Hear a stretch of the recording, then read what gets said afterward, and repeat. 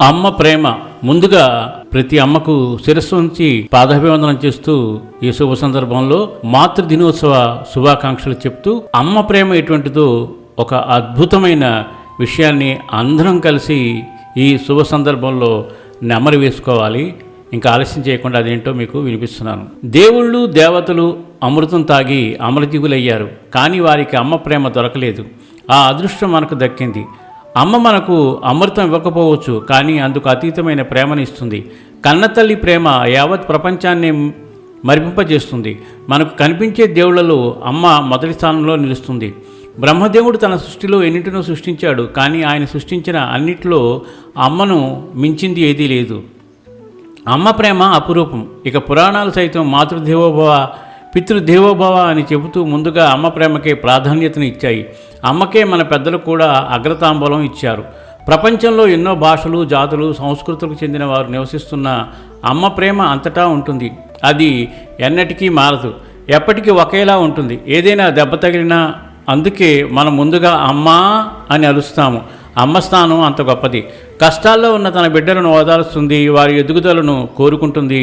వారు విజయం సాధిస్తే తన విజయంలా పొంగిపోతుంది. అలా ఫీల్ అయ్యే వ్యక్తి కేవలం అమ్మ మాత్రమే. బిడ్డకు బాధ కలిగితే అమ్మ విలవిల్లాడిపోతుంది. బిడ్డ ఆరోగ్యం పట్ల పరితపిస్తుంది. బిడ్డకు బాగయ్యే వరకు తాను నిద్రాహారాలు మానేస్తుంది. తన ప్రేమతో బిడ్డలను ఆరోగ్యవంతులను చేస్తుంది. తనకు ఆకలైన అమ్మే మనకు ముందుగా ఆహారం పెడుతుంది.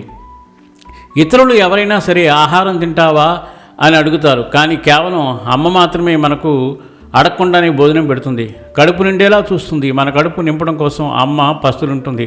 అందుకనే అమ్మ అంత గొప్ప వ్యక్తి అయింది. ఆమె పంచే ప్రేమ ఒక అమూల్యమైన వస్తువు అయింది. అది అందరికీ దక్కదు. ఊర్లో ఏదైనా అల్లరి పని చేస్తే మనల్ని ముందుగా వెనకేసుకు వచ్చేది అమ్మే.